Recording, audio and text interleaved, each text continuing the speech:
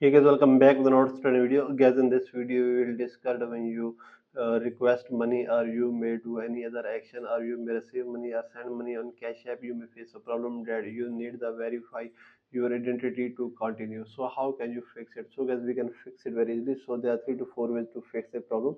First of all, guys, you may just click here on continue and guys, you may write your name, phone number, email address, social security number, or if you are a teenage, you may sponsor someone. You may ask your parents or your guardian to sponsor you, and you may verify your identity and you may check your problem will be fixed.